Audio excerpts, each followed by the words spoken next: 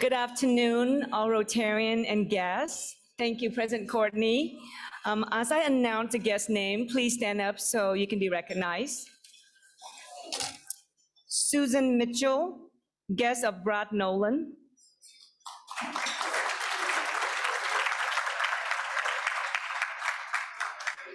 Chris White, guest of Ed McLean. Mary Margaret Lemons, guest of Julie Butner.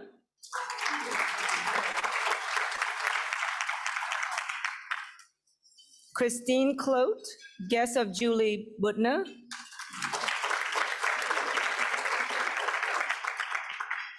Alec Happel, guest of Bob Mitchell.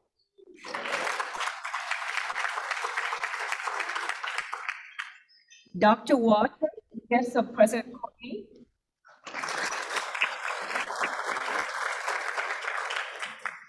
Chris Smith, guest of Abby Dudek.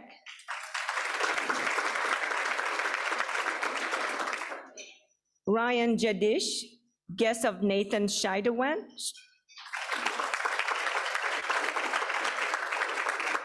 And Kayla Eckler, Rotary Club. Thank you, Lynn. And now, here at Rotary, we have a four-way test that guides us in the things we think, say, and do. So if you'll repeat with me, number 1, is it the truth? 2, is it fair to all concerned? 3, will it build goodwill and better friendships? And 4, will it be beneficial to all concerned? And now we set that aside for 3 minutes as we have our newscast. So Ed will give us an update on the current events. And if you're a guest, just ask who you brought you, what's about to happen. Ed McLean, Managing Director, Larkin Addison Specialty Insurance Services. Take it away, Ed.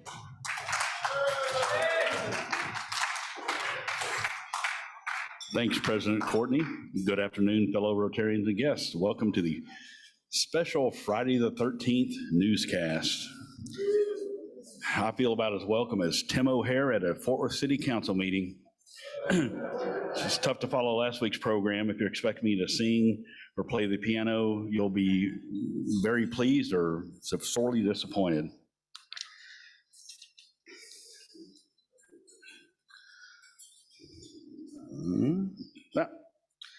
Alexa, I said news. Huey, what's up with those eyebrows? They look like they're about to have a duel.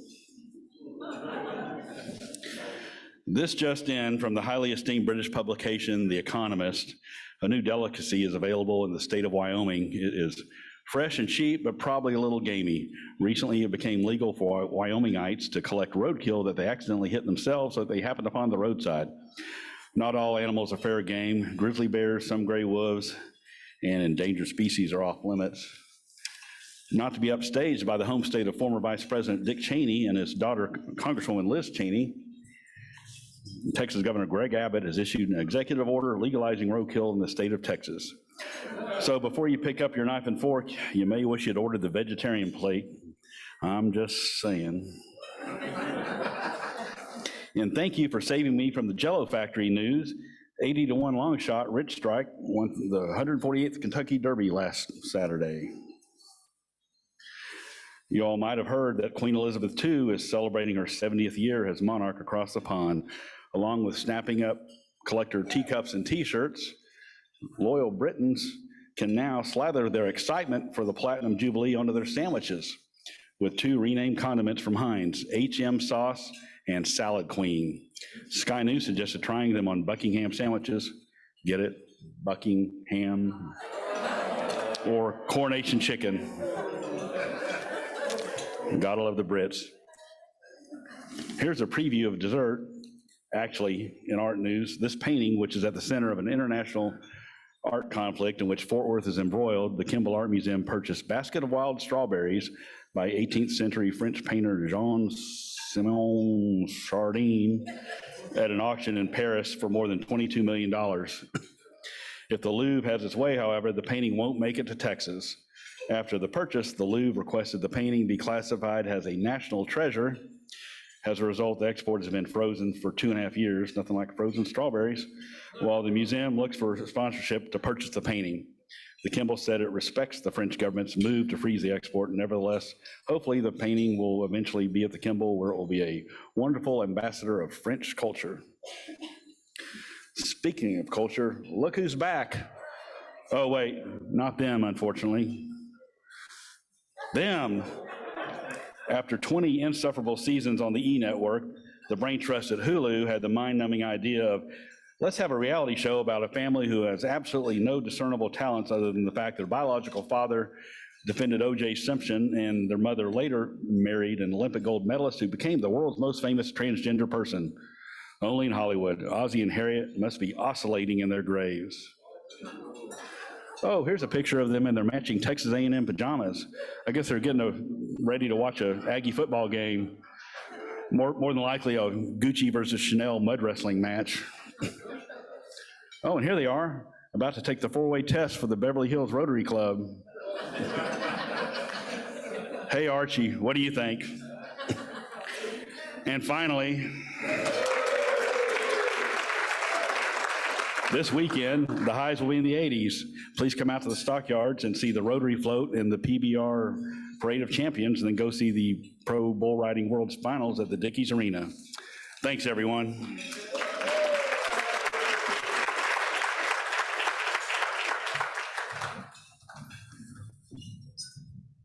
Thank you, Ed. And now for a few announcements. Our President-elect, Sean Snell, you'll come on up for a quick float update. Sean, are you here? Oh, there you are.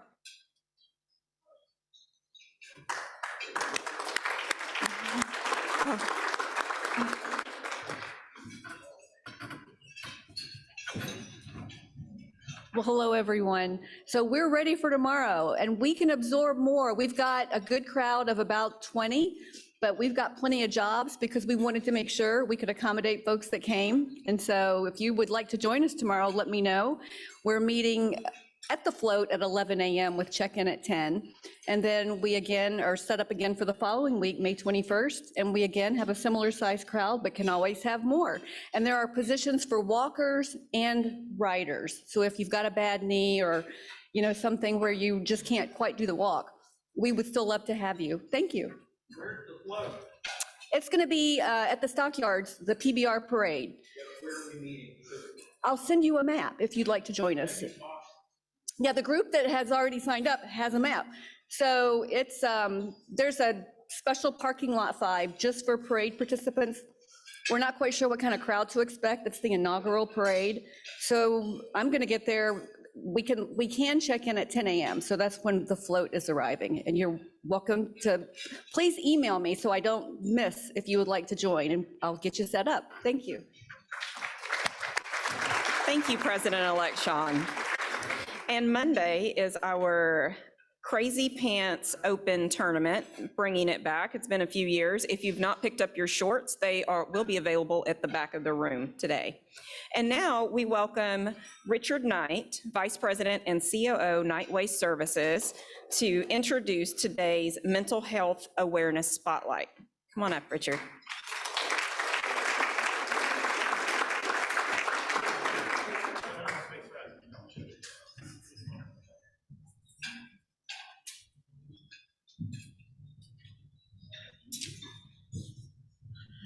Thank you, Madam President. Folks, we are rapidly coming to a conclusion of our mini speaker series, that's noisy, centered around mental health awareness. And today, kicking off our third program of the event is Dr. Ashley Elgin from the Lena Pope Home. She's going to share with us how they help those underserved in our community and how we may champion their cause. So without ado, Dr. Elgin.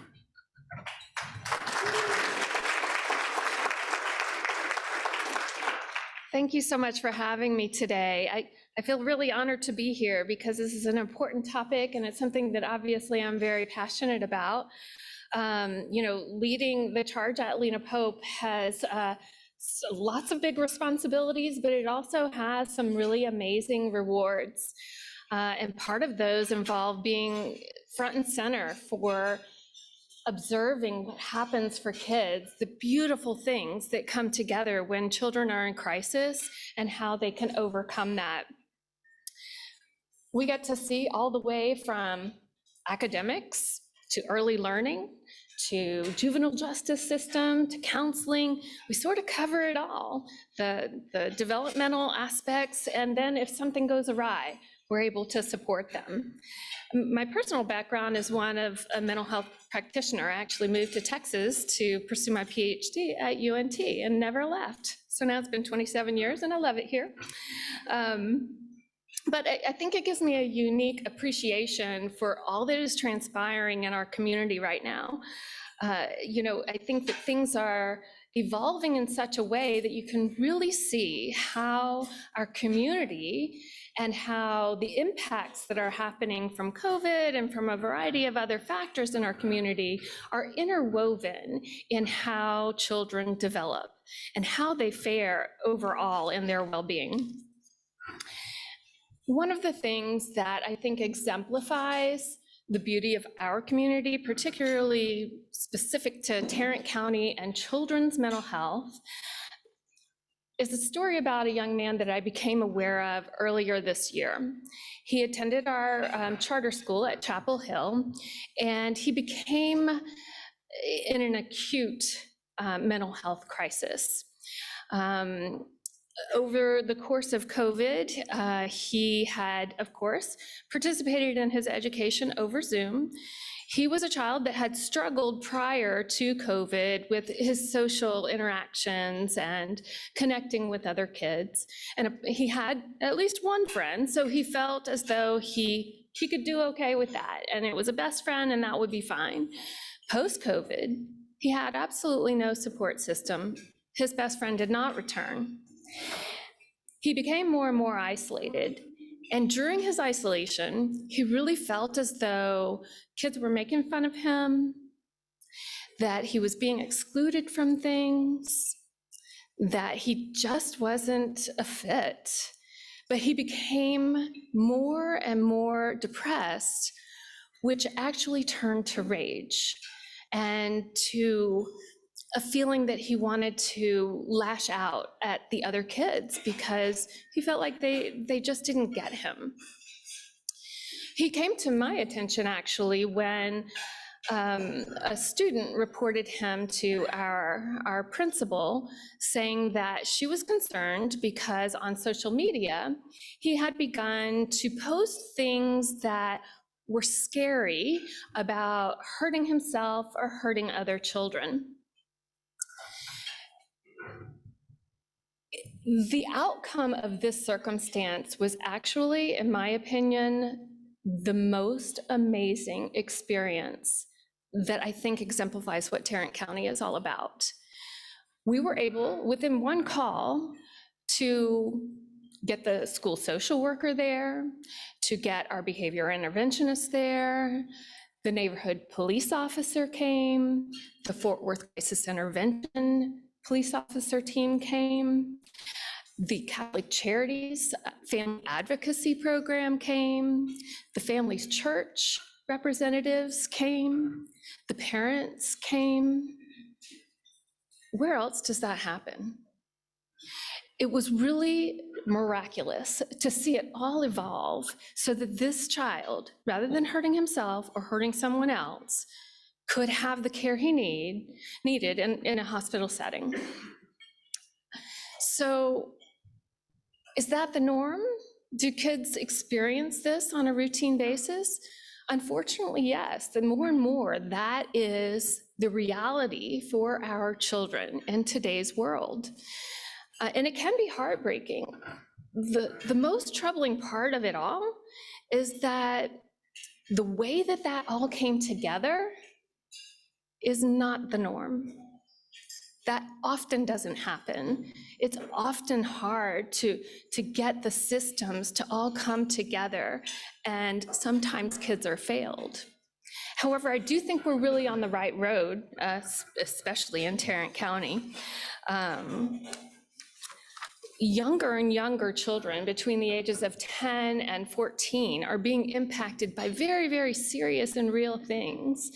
It used to be that we were worried about suicidality among youngsters that were high school age, the point in time where you have your first boyfriend and all that is really awful. But now you have those experiences around 10. And the nature of the kids' interactions are so covert. It's hard to really see what's happening. It all happens on social media and it all happens on the internet.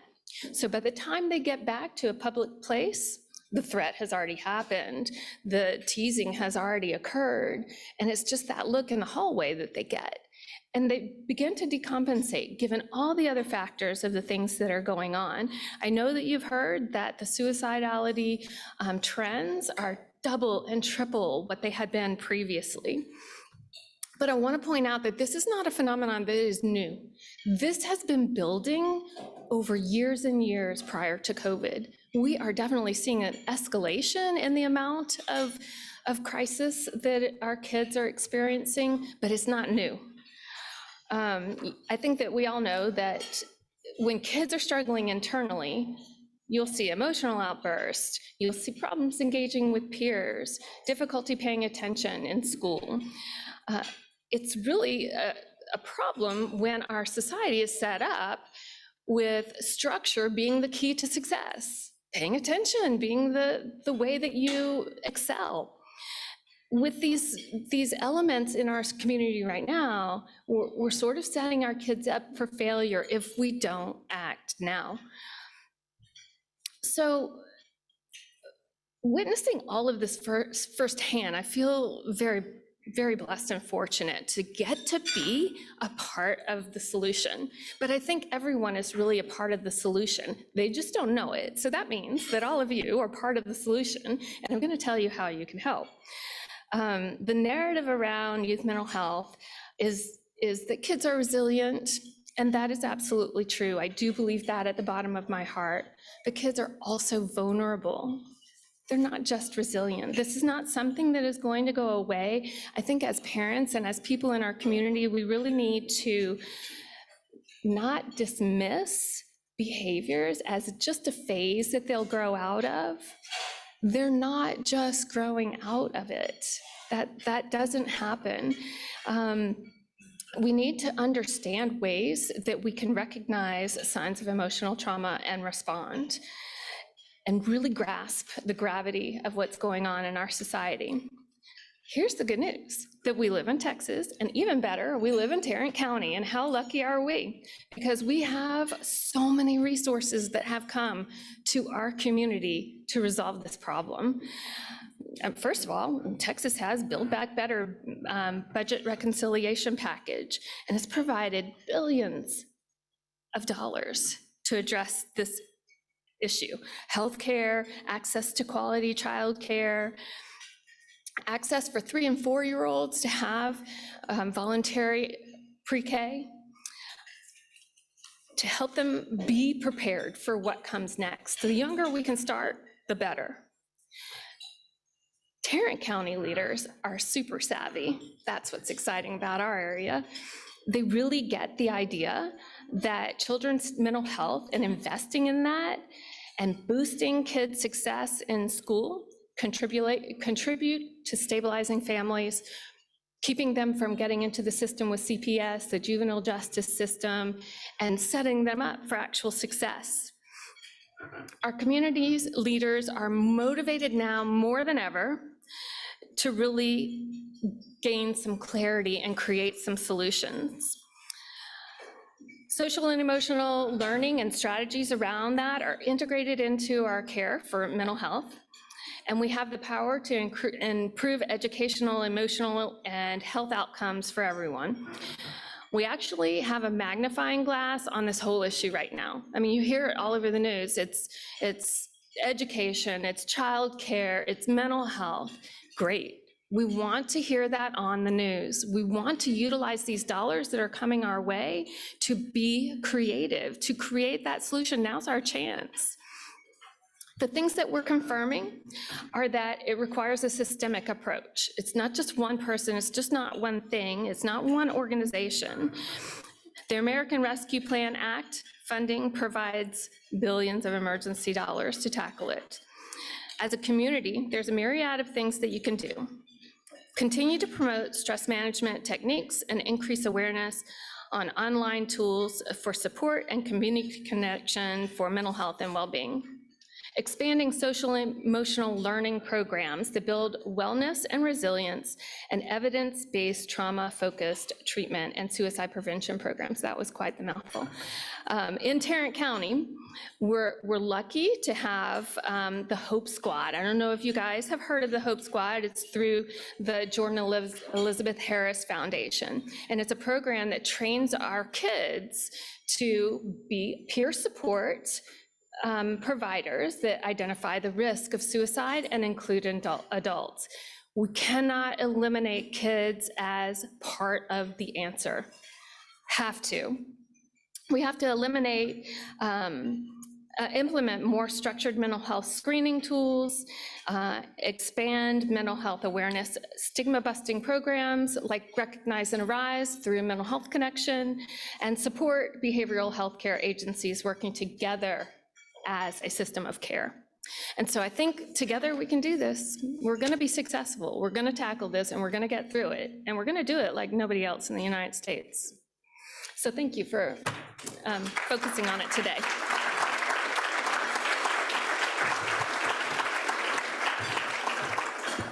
Thank you. Thank you for bringing us some information on that very important subject. And now to introduce today's program, we have Mike Herman, Chief Operating Officer, Whitley Penn. Come on up.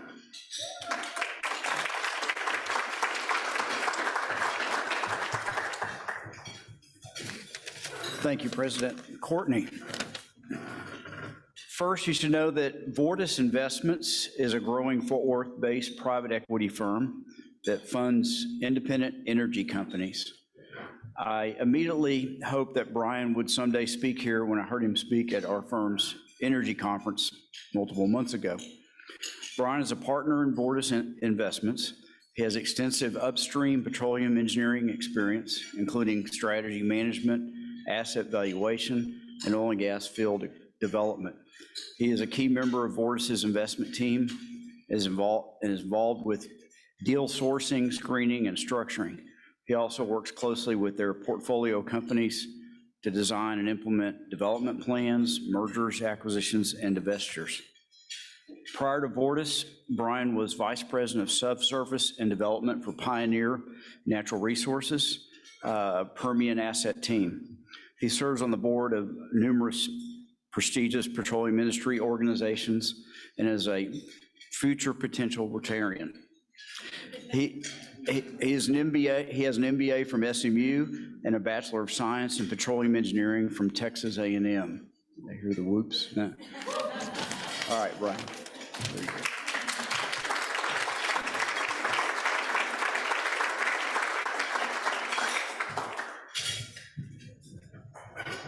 All right. Well, thank you for having me. Hopefully my voice is clear. I was fortunate enough to attend the Mavericks game last night. Did a lot of yelling, and they pulled off the victory, so we'll see how it goes on Sunday. So I want to thank everybody for coming after they saw this very boring title of my presentation. I throw these presentations together, I drop in a placeholder for the title that's like basically like a robot could do this title, and then I always forget to go back and change it, or maybe I just can't think of a good zinger. But what I want to talk about today is just in general, the energy market. I think it's interesting because it's something that's worldwide, it's something that's massive, but it also remains unpredictable, and it also has a lot of narratives behind it that I think can give you people a misperception of what's causing prices to fluctuate and what the true drivers are. One of those, I think it's exacerbated by politics, and just looking back to 2020, a part of the debates between Trump and Biden relied on the energy industry, and I think in general people thought Trump pro-energy, Biden anti-energy. And that can get brought into politics, and I think people tend to overthink how much power the president really has to influence oil prices. And it's interesting to look back. And so this next plot, red are Republicans, blue are Democrats. And this is, what's the oil price doing during different presidencies? And I think the overall answer is it's doing what it wants to do. It's reacting to the world market. It's not driven by policies in one country in the world. And actually, on average, it's, let me look at here recently what it's done under a Biden administration. And I'm not saying it was caused by Biden, but the more you restrict oil and gas supply and the tougher you make the market on oil and gas supply, that tends to drive prices higher because there's less of it in the world. And so there's kind of a theme in my presentation here of how we tend to think small picture. And if you step back, or actually step way back and think big picture, I think the answer becomes a little bit more clear. So another very boring section title. But going into supply and demand, that drives, oil and gas is a commodity. It's driven by supply and demand. So let's think about demand. This is from the IEA. It focuses on a forecast of changes in energy demand up until 2030. Colored bars based on source, and bars to the north of the line, or above the line, that's increases in demand. Bars to the south of the line, that's decreases in demand. And this is the US and Europe. I mean, that's pretty much all that matters in the world, right? That's all we hear about. And this would tell you, well, it looks like demand's going down. Well, we're getting, these are advanced countries, we're getting more efficient. I think that makes sense. And that's kind of the mentality I think a lot of people in the United States have. It's like, well, I got LED light bulbs, I got electric car, I got a more efficient air conditioner. I'm using less energy. So the world must be using less energy. But take a step back and think about other countries that aren't as developed. Here's it ranked by where those demands are going to come from. The US and Europe are on the far right. So energy demand growth in the world is not driven by us, and it's not driven by Europe, the countries you may want to, that you may have traveled to. It's driven by emerging middle-class economies in countries like China and India. And that's where a huge population base is, and it's also where they just don't have the energy infrastructure that we do. And what I want this, I say this, and I put this up here and I tell you this is a great and wonderful thing, not because it drives energy demand, and that's the business I grow in, but that demand growth in China and India, that's the emergence of the middle class. And this is, again, like the perspectives we have versus what they have. When I think about, we think about energy demand as, well, should I get a heated swimming pool? Should I buy a third car? Do I need to get the F-350 instead of the F-150? That changes our energy demand, but these bars on the left, those are people trying to get lighting in their house. They're trying to get internet access, or they're trying to get their first refrigerator. So this is a great and wonderful thing that we're getting this demand growth because you have billions of people in poverty that are just trying to get access to the luxuries we were very fortunate to have here in the US. Energy transition. So it's another buzzword that you hear about a lot. Thinking forward, we got to get more efficient, we got to get better, we got to get away from these dirty fuels and to clean fuels.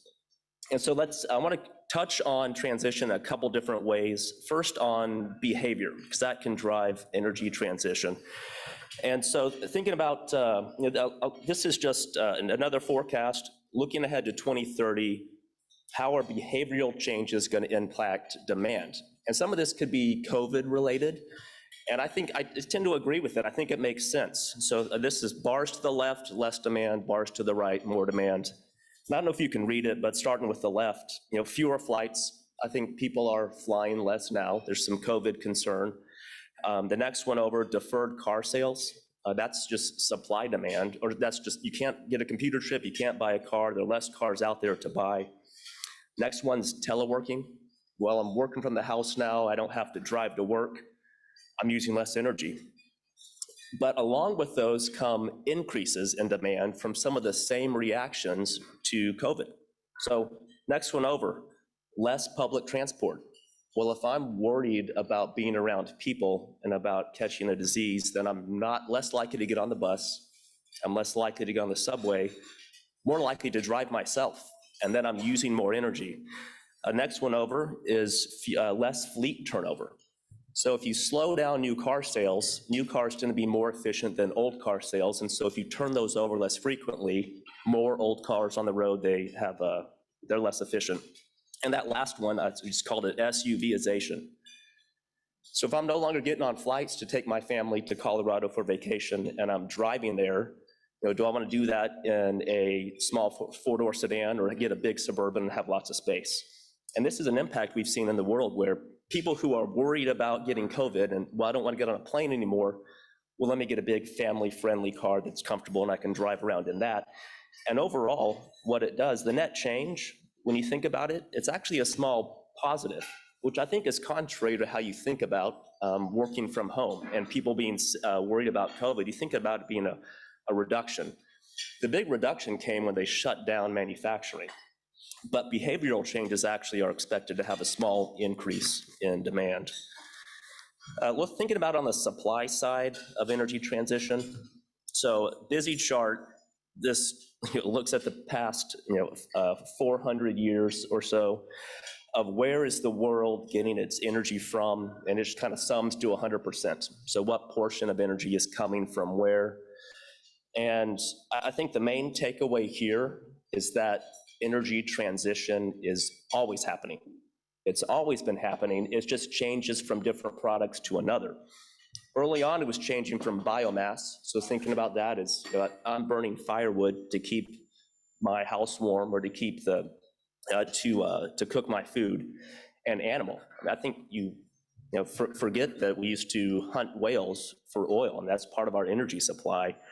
And then transition, the colors comes in waves, and it looks like there's a bunch of change happening here, which is true, but it's the time scale over which it happens. That's the key takeaway here, and that you can't change away from one material immediately overnight. It takes decades, if not hundreds of years, for that change to occur. And overall, you look at the recent changes, and who are the winners and losers? Well, it's not a big surprise. Wind and solar are expected to gain market share. Nuclear is down, and I say that is more for perceived risk rather than efficiency, because it's very efficient. Hydropower, oil are about stable. Natural gas is up, and coal is down. So kind of speaking of those market winners and losers again, it's a tough one to read, but overall, you still need almost every energy source you have on here because the demand for energy is increasing dramatically. It's really economics that drive the cost shift. And while natural gas is cleaner than coal, it's cheaper and more efficient than coal as well. So that's really driven that change from using coal to using natural gas. So the previous chart summed to 100%, and it kind of showed us where's the market share coming from. What wasn't shown in there is just the sheer volume of energy that's needed in the world. And this is a perspective on that. And so this is just everything, instead of normalizing to 100%, it's normalizing to an energy unit, and it only goes back 100 years. So to 1919 forward to today. Going forward, you see new colors showing up as we develop technology in natural gas, develop technology in modern renewables, and coal and oil. What you don't see, though, which is always interesting, is you don't see any colors completely going away. So you would think in 2020, why are we still using as much wood for fuel as we were using 100 years ago? And I would tell you it's because some of those charts we saw before, there are population bases in the US or in the world that don't have access to the better infrastructure. And also because the world's energy demand is growing so quickly, we not only need new technologies to become more efficient, we need them to make up for all the new demand. So we've never grown enough. We don't have enough gas right now to give up on oil. We don't have enough solar to give up on gas. We need all of these new technologies stacked on top of each other to keep up with the demand growth. I think it's kind of a repeat slide there. This one's going to be, it's going to be real tough to read, and this is more just a perspective on hope versus reality. And I think I'm not denying that the energy transition is happening. This is another one of over what time period does it take for that to happen? And you can set targets out there, and the bottom ones is a target that Biden set and say, let's halving our emissions from 2005 to 2030. And the blue line are actuals, and the dots, the plan there in the bottom. And does that look achievable to you? It's an ambitious target, but how do we get there? And I think one of the risks of setting that aggressive of a target is that people don't try because it looks not possible. The oil and gas volatility, I think it's something we all see day to day. It's one thing that I always found interesting about oil and gas is gasoline prices are posted in big numbers on almost every street corner. What other product just has their prices flashed out there? So we're all aware of what gasoline prices are, and they jump up and down. They jump up and down quickly. And so I think we tend to think smaller time frame, like oil and gas companies are crushing it right now. Let's get some, let's tax them. Or oil and gas companies are all going bankrupt like now, and like they, in 2020 when demand was down. But overall, this is time period again. So look at the left chart there. It jumps up and down. And that shows us a short-term volatility in oil demand. And it is very volatile in the short term. And if you were to zoom in on that plot, it would look like a huge inflection point, and it was going to go down forever, it was going to go up forever.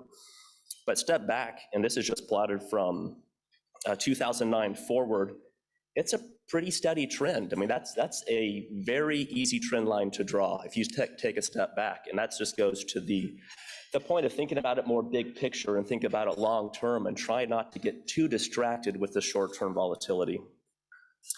Kind of changing topics a bit, one thing I wanted to touch on is consolidation that we've seen in the public space. So here is a plot I thought was very interesting. It kind of runs through a bunch of public companies that used to be in existence, and they were either bought out or merged with another public company, and some of these actually went out of business too. But looking back from 2016 to today, public companies have consolidated from 88 to 55, or almost a 40% decrease. Why is that happening? And I think it's a tough business. It's commodities, so you better be the low-cost operator, or you're not going to survive. But also, I think it's good for the industry because hopefully it's creating more like-minded people who recognize we're in the commodity business, recognize we don't want to drill ourselves to death every time oil increases. High oil prices, you think they're always good for oil and gas for the industry. Low oil prices are bad. I would argue, stability is the best thing. That's the best thing we want. That allows us to plan long-term and to not have to hire a bunch of people, fire a bunch of people, add a bunch of services, take away a bunch of services. It's tough for the volatility. And so I think the consolidation is good. I think it's creating more level-minded companies to help stabilize the supply. And one of them, Mike mentioned I used to be with Pioneer, so I still follow them closely. And so I do want to zoom in or kind of touch on an acquisition they did, because I think it's a great example of how they're approaching the market today. This is when they bought Double Point Energy in April of 2021. When they bought it, they put out an investor deck. It was pretty short.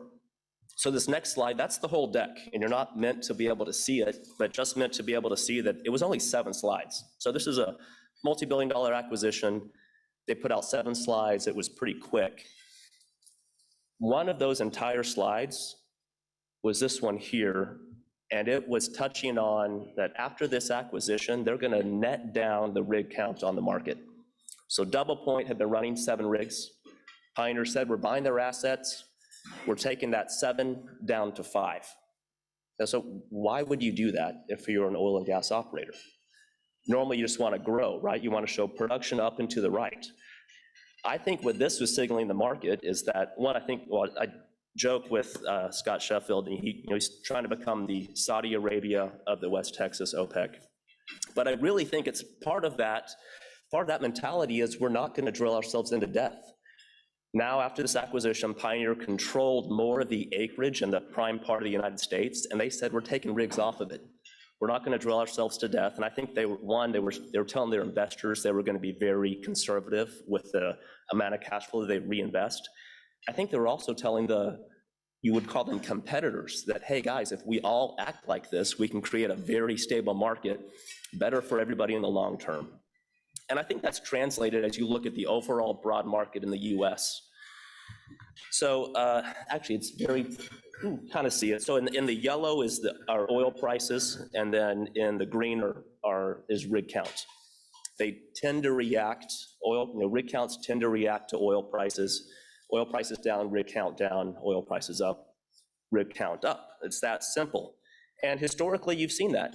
So this is a plot, it's oil prices on the bottom, rig count on the Y, and that's a pretty good correlation.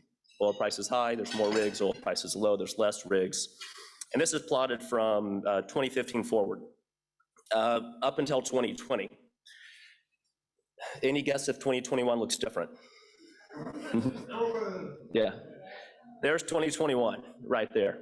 So what does that tell us? That tells us that we have that the focus is no longer on growing production. The focus is on making a good economic return for the investors. And that doesn't always mean grow production. That means stabilize the rig count and make sure we have a good return, make a return to the investors. Another one here, just you think about COVID being one of the worst hits to the oil and gas economy. And this is, these bars stack up, it's capital spending. So think of it, how much money are oil and gas companies investing to try and grow production? It's down dramatically from the heyday in 2013, 2014, and you see the drop in 2020 when COVID hit. And 2021 to 2022 were expected, and 23% increase is huge. And that's a big jump, but we're actually still below 2019 levels. So we still haven't returned to pre-COVID levels. There's some efficiency in this. You can do more with less dollars now, but this also, I think it is another example of companies focusing on stabilizing production. So one thing that also I think is underappreciated in oil and gas is, we call it a treadmill effect, that once you get on this treadmill, you can never get off, because every day you wake up, you have less production than you did the day before. So an oil and gas well, it may start out making 500 barrels a day.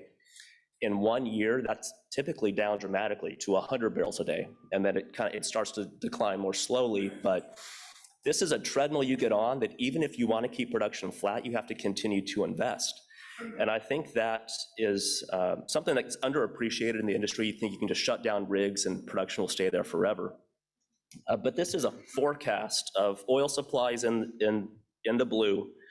And if you were to stop drilling, it's estimated that production would decline at that dashed brown level. So you kind of go from, in 2030, your production is down about 50%. That would be a complete crisis. So as we think about the need for oil and gas, even if demand growth is starting to taper off, if demand is flat, it still requires billions and billions of dollars of reinvestment to keep it there.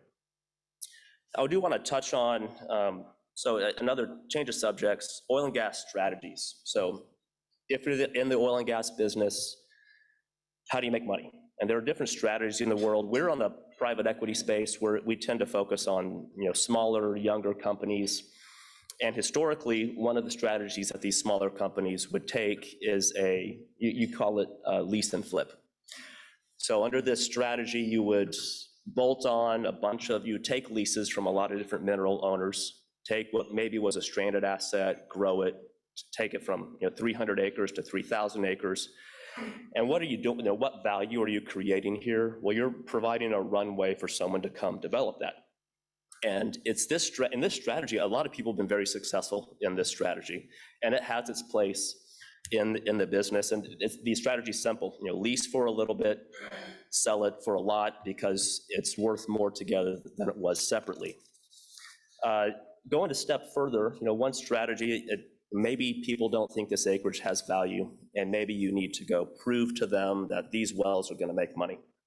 So under this strategy, you could lease some, drill a couple wells as examples, say, okay, look, I've demonstrated this acreage is great quality, come pay me for it. And hopefully then they pay you for that little bit of production value you've created and also for the inventory value. And I would say this is where, as for Vortis, this was a big part of our strategy early on. I don't think we ever wanted to be the lease and flip, but I say early on, we've only been around since 2013, but this was very viable in the market, 5 years ago. Demonstrate you had good inventory and then sell that inventory to the market. Well, you had to do so, you had to be able to drill a well and produce it. I would say now, where are the strategies evolving now, and where even has our strategy evolved? It's more to a full development. Back to the lowering of the rig counts, less rigs means operators need less locations. It means they're drilling less wells. So what you thought was very valuable before, I had all these locations you could go drill. An operator might not, hey, I've already got 20 years of inventory. I don't need it. I don't need to pay you for it. But production value is a stream of cash flow, and that will have value. A stream of cash flow will have value in the world anywhere you are, no matter what you're doing. So this is a big part of our focus now is let's not have to make a bet that someone's going to pay me for that inventory. I'll just convert it all to cash flow, and then I know what my returns are. If someone can pay me for that cash flow, or I'll just make distributions and get my return that way. And this is kind of where you're seeing some of the publics go too. A lot of the public operators are talking about making dividends. And you're getting some great dividends with some of the public operators. Now they're saying, that's how we're going to get our return. We're not just going to grow forever. We're going to give some of this money back. So overall, where does energy go from here? I think, what the assets that used to be scarce were locations. And this was kind of a big land grab in 2014 when 2004 when horizontal drilling emerged. Now, what's limiting growth now? I don't think it's locations. I think we have plenty of those. I think it's access to capital. As we saw before, the investment into the space is down dramatically. But also it's what I call a differentiated skill set. There were a lot, generations of skill sets turn over quickly. And there was a half generation there that saw value in just aggregating leasehold. And that was their skill set. And now if that's not viable, who's out there that has the money, can actually be good operators? So I think that's where you can really differentiate yourself now. I'll touch a little bit just quickly on Vortis. We don't need to look at our cover page. These are very simple on purpose. Small team based out just down the road. I walked here 2 blocks away, based out of Fort Worth. We've got a lot of presence in the Fort Worth community as well. We've been fortunate enough to partner with a number of teams that are based out of here in Fort Worth.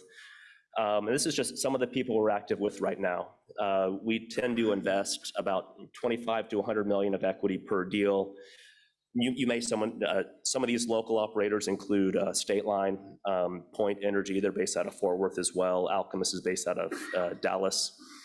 And then Crimson's based out of Fort Worth as well. So we've got a good Fort Worth presence. We're very proud of that. We're very proud to be partners with these portfolio companies. And what are all of these operators doing right now? Well, we're drilling wells to try and convert those locations to cash flow. I'll jump ahead, and this is not meant to brag on what Vortis does. I say we humbly know our place on the food chain. We're very small compared on the oil and gas world. But if we took our whole portfolio, how many rigs was the Vortis portfolio running back in the second quarter of 2021? And we had, I think it's 7 or 8 rigs across the portfolio.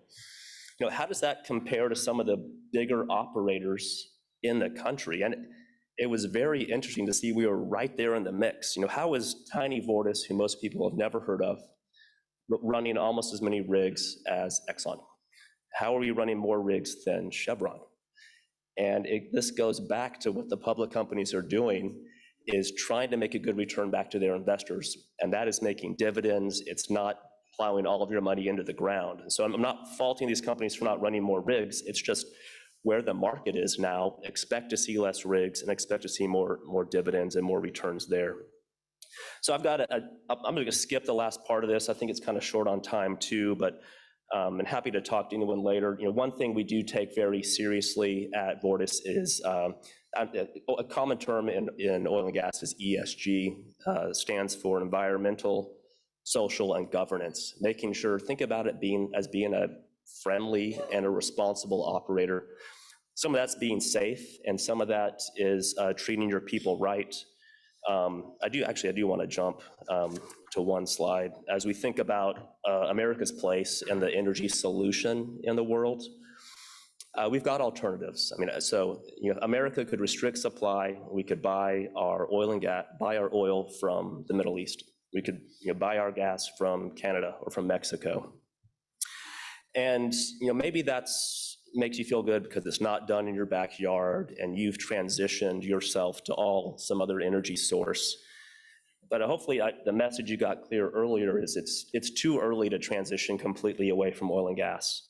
It's going to take multiple decades, if not hundreds of years. And so as we think about the world's solution to that need, where do you want it coming from? And I'll jump ahead to, so here's an interesting plot or map it's a group called Freedom House. They essentially rate human rights scores across the world. Directionally, it probably matches up with how you think about different countries. So green is good. That means people have equal rights. People don't have their possessions taken away from them. People are not abused for being different. Red is poor. Red is bad. Equal rights, or the lack of equal rights, or women may not even be able to vote in some of these countries. Minorities may be persecuted. People with different sexual preferences may be killed in some of these countries. So where do you want your oil to come from? Saudi Arabia may have some of the best rock in the world, and it's very cost effective. But do you want to invest with those people? Do you want to fill up your car with gasoline that was made from their oil? And so I say that it's kind of patting us all on the back, and very fortunate to be based out of the United States, but also, and I think it's highlighted by what's going on with Russia today. There are some countries you just don't want to be reliant upon. And the technological breakthrough that America had in early 2000s with horizontal drilling has given us the freedom and the luxury of supplying all of our oil and gas. And I think we should take advantage of that. So with that, I'm going to ask if there's any questions. Brandon. Cluster spacing and frac intensity upsizing is seeing diminishing returns, and what impact might that have on U.S. production growth and global supply looking ahead? I think you're serious. It's very, okay, the question was, does cluster spacing and frac size intensity impact returns going forward? Cluster spacing and frac intensity, as we know, is seeing diminishing returns. What impact might that have on U.S. production growth? Okay. So these are technical terms that have to do with how you design a new well when you drill it. After you drill a horizontal well, you frack it, pump a bunch of essentially water and sand to break up the rock so it produces. And this cluster spacing and size intensity are technical terms that you're always trying to perfect. What's the right answer? More of it costs more. Do I get the oil and gas out? I think where I would take that is that I think completion technology is going to continue to improve. I think we always are, it's not a destination, it's a journey. You're always getting better. But what I'm cognizant of, and what I think that question might be touching on, is that operators tend to drill their best inventory now. It's what you should do. You should get that return out now. You shouldn't wait and just drill it later. So I do think long-term, we're kind of reliant on technology to make up for diminishing rock quality to get more and more out of the rock. So hopefully I see it kind of balancing itself out as we less and less great locations, but hopefully the technology's made up for it. Yes? My question is nowhere near as smart as He read that from a phone. Yeah.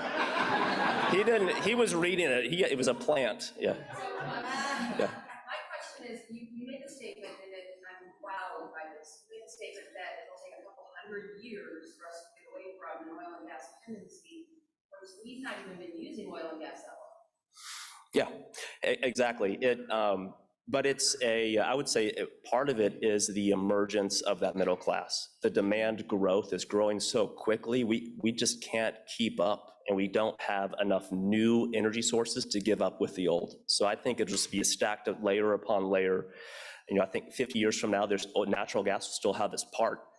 And there will probably be a new energy source that we're not even aware of now that's beyond solar's efficiency, for example.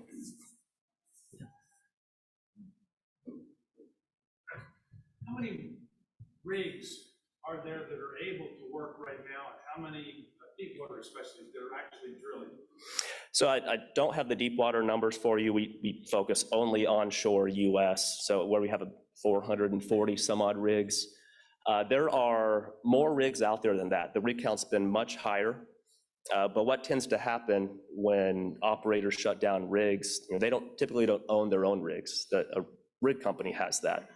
When they have to go put their rig in the yard and they're not getting hired and not getting paid day rates, they defer maintenance on those rigs. And so there are a bunch of rigs out there that are not ready to run. And so there's an upstart cost to those. The best rigs available are already in service.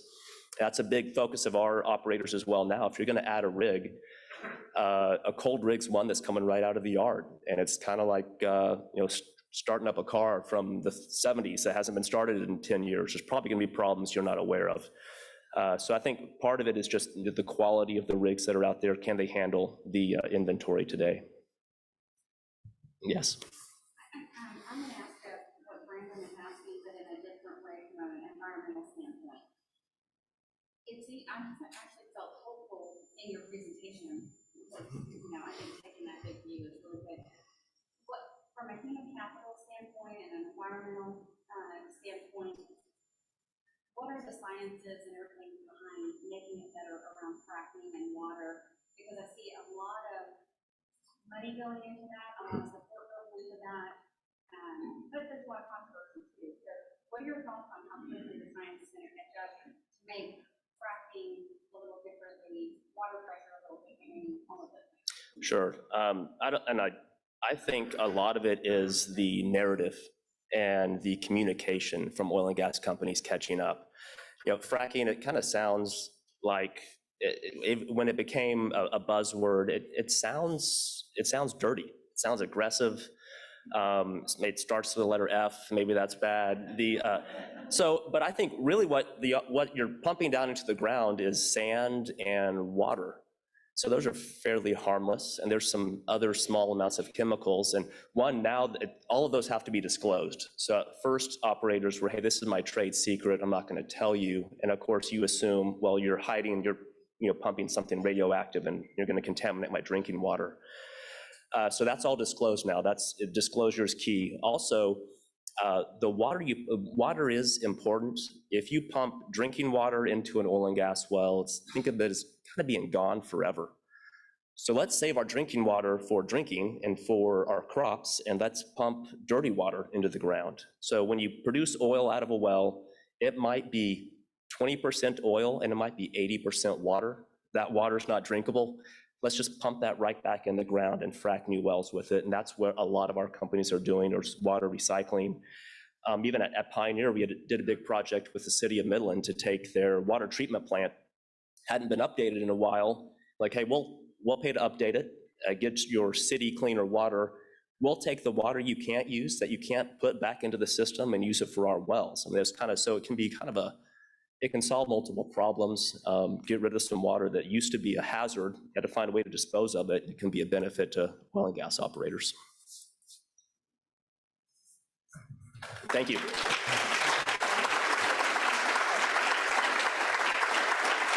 It's a tradition of our club to make a donation of a book to the library in honor of your speech today. This is a copy of the book plate that will go in that book. Thank you. All right, once again, we want to thank our sponsor, Whitley Penn. We have a few announcements here. The Clyburn is going to have a Rotary night at the Clyburn, so there will be discounted Clyburn tickets. They'll give us a 20% discount. It'll look for the details in your rotograph next week. Program sponsorships are available. Your logo could too be here. See Aurora. We have the Crazy Pants will be on Monday. We will have a great time playing golf. I sponsored the putting green because that's the only place I could possibly make a contribution. The Pbr Parade, don't forget, see Sean.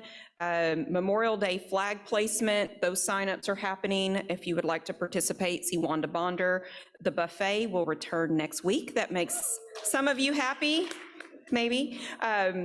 The District 4-Way Speech Contest is also this Saturday, and our winner from our club will be participating to take the top title. So we wish Miss Eve Mead well. And then finally, Abby visited the Rotary Club of Aruba and brought us back a flag from Aruba. And when they introduce all of their new members, every member of the club kisses that new member. Abby abstained from that tradition. Abby did not get up. Now, there were less people than in this club, but that is a unique thing from the Club of Aruba. Next week's speaker will be the Pbr Commissioner and CEO Sean Gleason and CMO Kosha Irby. With that, this meeting is adjourned. Have a great weekend.